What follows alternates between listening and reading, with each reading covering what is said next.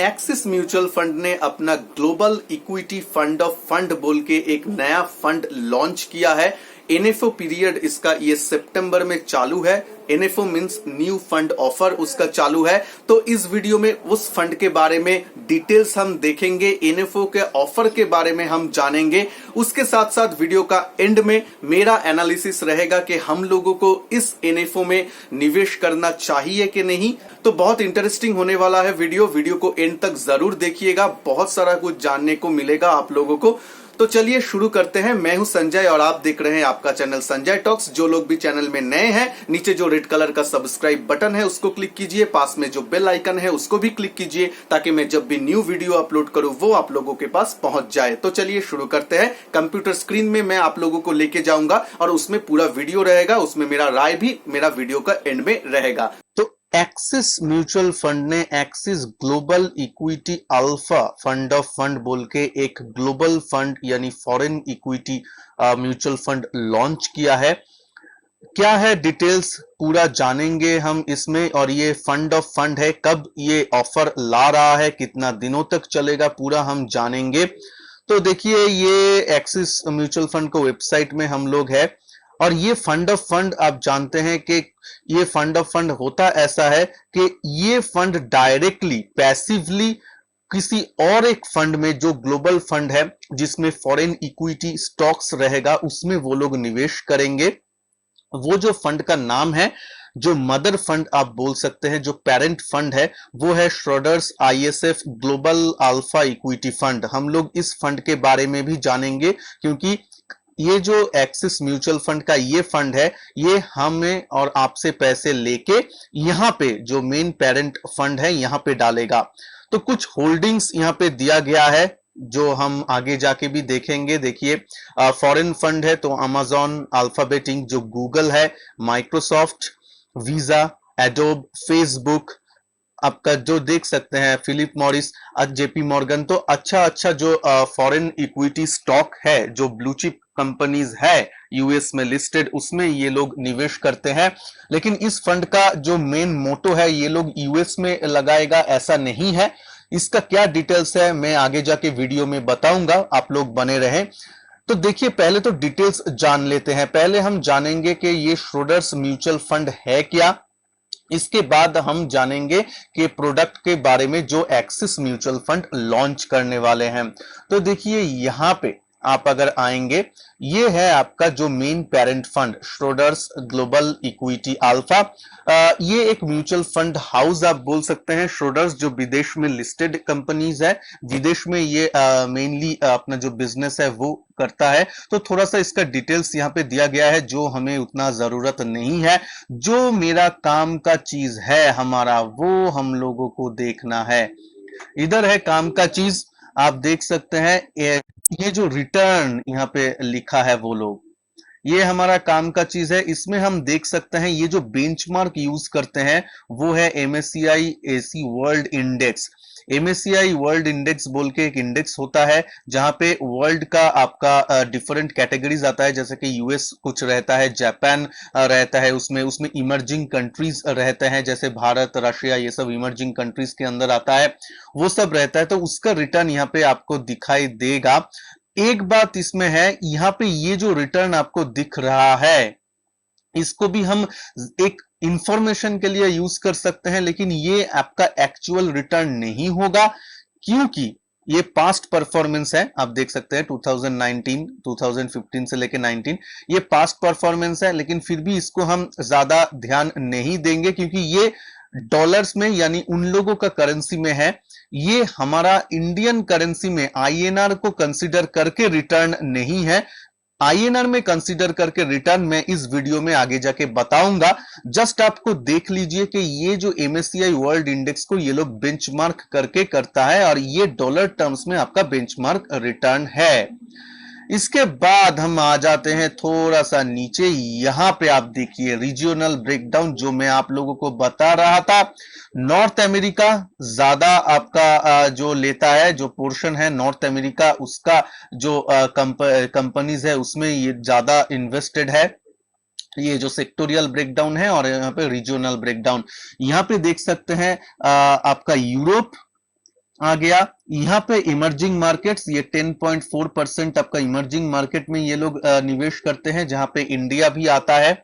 उसके बाद यहाँ पे देखते हैं यूनाइटेड किंगडम यानी 4.5%, ये आपका हो गया यूके। और ये पैसिफिक एक्स जापान, ये जो है 2.1%, बहुत ही छोटा पोर्शन है, तो इसको हम इग्नोर भी कर सकते हैं। तो इधर आ जाएंगे कि सेक्टोरियल ब्रेकडाउन के ये जो फंड आपका जो कंस्टिट्यूएंसी है उसमें आपका कौन सा सेक्टर में ये लोग ज्यादा ध्यान देता है। तो ये ब्लू ब्लू वाला लाइन जो है वो श्रोडर्स ग्लोबल इक्विटी अल्फा फंड, और ये जो है येलो वाला चीज ये है आपका एमएससीआई जो बेंचमार्क है उसका आपका एलोकेशन। तो ठीक है, हम लोग देख लेते हैं। देखिए इंफॉर्मेशन टेक्नोलॉजी में, आईटी सेक्टर में, इंफॉर्मेशन टेक्नोलॉजी में ये लोग ज्यादा निवेशित है, लगभग 20% के आसपास। उसके बाद कंज्यूमर डिस्क्रिशनरी में लगभग 16%, कम्युनिकेशन सर्विसेज में 13%, इंडस्ट्रियल में आपका लगभग 13%, हेल्थ केयर में भी 13%। तो ये मेनली आईटी, इंफॉर्मेशन और आपका कंज्यूमर, आपका इंडस्ट्रियल एंड हेल्थ केयर के ऊपर ये लोग ज्यादा ध्यान देते हैं। फिनेंशियल्स में ओनली 10% है, 9.2%। तो फिनेंशियल इसमें हेवी नहीं है। इंडिया में फिनेंशियल सेक्टर को ज्यादा तवज्जो दिया जाता है, बाहर वाला कंट्री में आप देखेंगे तो आईटी, आपका हेल्थ केयर, ये सबको थोड़ा सा ज्यादा तवज्जो दिया जाता है जो भी आपका बाहर का कंट्रीज है। तो ये है आपका एक इंफॉर्मेशन के लिए, आप लोग देख सकते हैं ये पार्ट को, वीडियो को पॉज करके भी आप देख सकते हैं। यहां पे देखिए कुछ होल्डिंग्स के बारे में जो मैं पहले भी बताया था, ये होल्डिंग्स आपको दिखाई देगा। यहां पे आप देख सकते हैं Microsoft, Amazon, alphabet means Google, Facebook, visa. तो अच्छा अच्छा कंपनीज इसमें है, जो लोग भी टेक्नोलॉजी का जायंट है वो इसमें है, इस फंड के में मौजूद है। ये स्टॉक्स जो वो लोग लेके बैठे हैं, टॉप 10 होल्डिंग्स आप बोल सकते हैं। तो अच्छा खासा तो स्टॉक होल्डिंग में अच्छा खासा है। और देखिए ये ग्लोबल इक्विटी फंड है, यानी इक्वी सिर्फ यूएस में रहेगा ऐसा कुछ बात नहीं है। आप देख सकते हैं चाइना का भी इसमें, चाइना के भी स्टॉक्स में ये लोग लेके बैठा है, दो चाइनीज स्टॉक्स भी है उधर। आप अगर थोड़ा सा ऊपर जाएंगे, मैं यहाँ पे रीजनल जब ब्रेकआउट बोला था तो यहाँ पे देख सकते हैं आप इमर्जिंग मार्केट्स है, आपका यूनाइटेड किंगडम है, आपका यूरोपियन स्टॉक वो ले सकता है। तो ऐसा ही आप इसको देख के, ये जो पाई चार्ट है इसको देख के आप अंदाजा लगा सकते हैं। ज्यादा तो यूएस रहेगा ये ब्लू वाला पोर्शन, लेकिन बाद बाकी कंट्रीज का वर्ल्ड वाइड ये लोग इन्वेस्ट करते हैं। तो अभी देखिए, अभी आ जाते हैं, इतना आप जानेंगे तो चलेगा, ये जो पेरेंट कंपनी के बारे में इतना जान लेंगे तो हम चलेगा। अभी हमें जानना है main axis global mutual fund का क्या है, एनएफओ जो लॉन्च होने वाला है, उसके लिए हम थोड़ा सा जान लेते हैं। तो देखिए ये है उसका प्रोडक्ट डॉक्यूमेंट। तो इसमें जो मेन पॉइंट हमें चाहिए होगा ये है कब ये ओपन हो रहा है। ये ओपन हो रहा है आपका सितंबर 4 से, 4th ऑफ सितंबर से आप यहां पे पैसा लगा सकते हैं, ये एनएफओ में आप पैसा डाल सकते हैं। और ये ऑफर ओपन रहेगा 18 सितंबर तक। ठीक है, अब थोड़ा सा और डिटेल्स में आ जाते हैं नीचे। यहां पे आप देखेंगे कि बेंचमार्क जो है, वही मैं आपको जो पहले बताया था, बेंचमार्क भी इन लोगों का है। एमएससीआई इंडेक्स जो पेरेंट जो फंड है वो भी एमएससीआई वर्ल्ड इंडेक्स को बेंचमार्क मानता है, तो इसका भी एमएससीआई वर्ल्ड इंडेक्स ही बेंचमार्क होगा। प्लान्स डायरेक्ट और रेगुलर दोनों है, एज यूजुअल उसका प्रेजेंट है। आप लोग तो डायरेक्ट में ही करेंगे अगर आप खुद से फंड चूज कर रहे हैं तो। उसके बाद देखिए लोड स्ट्रक्चर में आ जाता है जो इंपॉर्टेंट है। लोड स्ट्रक्चर में आप देख सकते हैं यहां पे आपका एंट्री लोड और एग्जिट लोड यहां पे दिया गया है। एंट्री लोड में आप देखिए नॉट एप्लीकेबल, एंट्री लोड कुछ नहीं लगेगा। हालांकि आप जानते हैं स्टैंप ड्यूटी अभी आता है 0.005%, वो सभी फंड में एप्लीकेबल है, लेकिन वो एंट्री लोड नहीं है, वो गवर्नमेंट रिलेटेड एक्सपेंडिचर है, वो आएगा। एग्जिट लोड में देखिए यहाँ पे अगर 12 मंथ्स के अंदर आप रिडीम करते हैं तो पहला 10% इन्वेस्टमेंट को अगर आप रिडीम करते हैं तो कोई भी एग्जिट लोड नहीं लगेगा। उसके बाद अगर बाद बाकी 90% अगर आप रिडीम करेंगे तो उसमें 1% का चार्ज है। 12 मंथ्स बाद यानी एक साल बाद उसमें कुछ भी एग्जिट लोड नहीं है। अभी आ जाते हैं और एक इंपॉर्टेंट पॉइंट में जो हम लोगों को देखना है, वो मैं आप लोगों के लिए पहले ही निकाल के रखा था, ये वाला चीज कि ये फंड जो है वो निवेश कितना प्रतिशत करेगा। देखिए, how will the scheme allocate in this assets. तो ये जो Schroders international selection fund global alpha fund है, जो मैं पहले आप लोगों के साथ डिस्कस किया, जो पेरेंट म्यूचुअल फंड है, उसमें ये लोग 95% मैक्सिमम अपना जो पूरा फंड का जो प्रतिशत है, पूरा फंड का जो पैसा है, वो 90% 95% मिनिमम वो लोग उस फंड में रखेंगे ही रखेंगे, जो पेरेंट फंड है, और मैक्सिमम ये 100% तक उसमें निवेशित रह सकते हैं। और डेप्ट या मनी मार्केट, आप जानते हैं कि म्यूचुअल फंड कुछ कैश भी हाथ में रखते हैं, तो उसमें आप 0 मिनिमम और मैक्सिमम 5% तक वो लोग मैक्सिमम कैश या डेप्ट इंस्ट्रूमेंट में पैसा हाथ में रख सकते हैं। तो ये एलोकेशन जानना जरूरी हो जाता है। अब इंपॉर्टेंट हो जाता है जो सबसे इंपॉर्टेंट बात, कि रिटर्न कितना देता है, पास्ट रिटर्न कितना हुआ है। देखिए, फ्यूचर में क्या होगा कोई नहीं जानता है, कोई प्रिडिक्ट नहीं करता है, लेकिन पास्ट देख के हम थोड़ा सा अंदाजा तो लगा सकते हैं। तो रुपी टर्म्स में कितना है वो हम आ जाते हैं। पहले आपको तो डॉलर टर्म्स में मैंने पहले दिखाया, जो हमारा काम का नहीं है ज्यादा। अभी मैं डॉलर टर्म्स में रुपी में कन्वर्ट करके जो हमें आता है वो हम देख लेते हैं। यहां पे देखिए, परफॉर्मेंस इन रुपीज, INR, ये इंपॉर्टेंट है परफॉर्मेंस, ठीक है, हमको रुपीज में चाहिए। तो देखिए, ये जो ग्लोबल इक्विटी अल्फा फंड है, जो अपना पेरेंट कंपनी है, जो पेरेंट आपका म्यूचुअल फंड है, उसका रिटर्न देख लेते हैं। एक साल में 22%, अच्छा है। 3 इयर्स में आपका 15% का एनुअलाइज्ड रिटर्न दे रहा है, और 5 इयर्स में 11.2% का रिटर्न। सिंस इंसेप्शन, मतलब जब ये फंड लॉन्च हुआ था, पेरेंट फंड, तब से अगर कैलकुलेट करेंगे तो 10% से थोड़ा सा ऊपर का आपको रिटर्न मिल रहा है।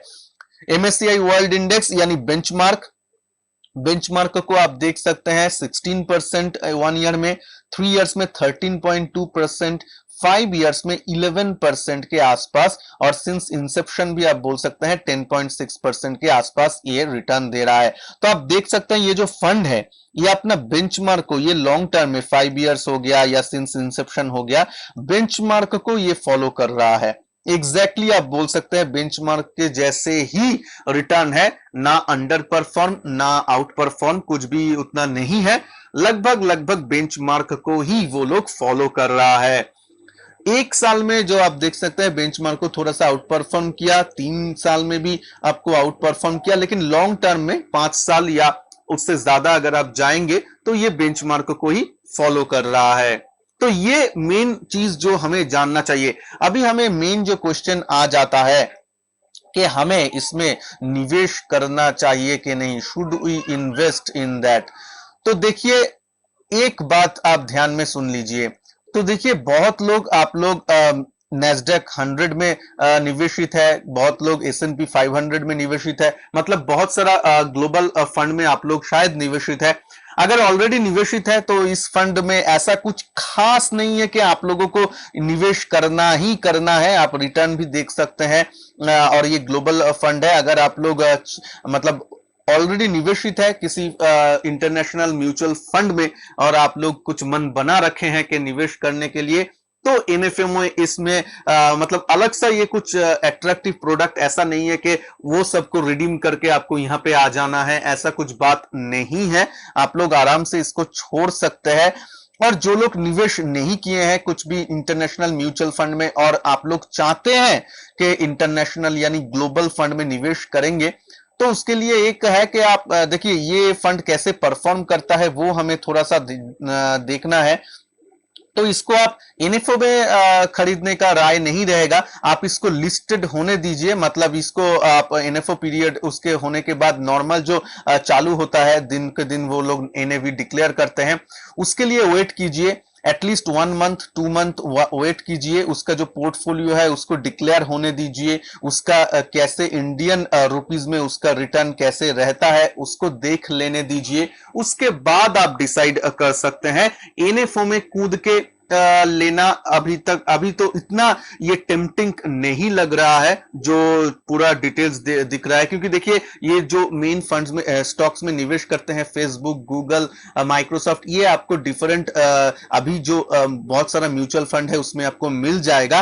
तो देखते हैं आगे आने वाला टाइम में, उसको थोड़ा सा टाइम देते हैं इस म्यूचुअल फंड को कि कैसे वो परफॉर्म करता है आगे आने वालों 1 मंथ, 2 मंथ, 6 मंथ में। उसके बाद अगर अच्छा परफॉर्म होता है तो आप उसमें निवेश करने के लिए जरूर सोच सकते हैं। एक्सिस म्यूचुअल फंड हाउस तो बहुत अच्छा है, उसका बहुत सारा फंड नंबर 1 में रैंकिंग करता है, तो फंड हाउस को लेके कुछ परेशानी नहीं है। लेकिन ये पर्टिकुलर फंड को लेके आप थोड़ा सा देख ले, एनएफओ में अगर आप निवेश करेंगे तो उस टाइम आपके लोगों के पास कुछ हिस्ट्री नहीं है। हालांकि ये आपका जो पास्ट परफॉर्मेंस तो मैंने बता दिया कैसे होगा, कैसे चल रहा है, तो इसको देख के भी आप कुछ धारणा ले सकते हैं। उसके बाद अपना दिमाग थोड़ा सा लगाइए, अपना जो अगर फाइनेंशियल एडवाइजर से है उसके पास से एडवाइस भी आप ले सकते हैं, उसके बाद आप डिसाइड कर सकते हैं। लेकिन एनएफओ में अगर मेरे मानना है, एनएफओ को आप अवॉइड कर सकते हैं, थोड़ा सा देख लेंगे, थोड़ा सा ये जब लिस्ट होता है, जब ये नॉर्मल कामकाज शुरू करते हैं, उसके बाद 1 मंथ या 6 मंथ में इसका परफॉर्मेंस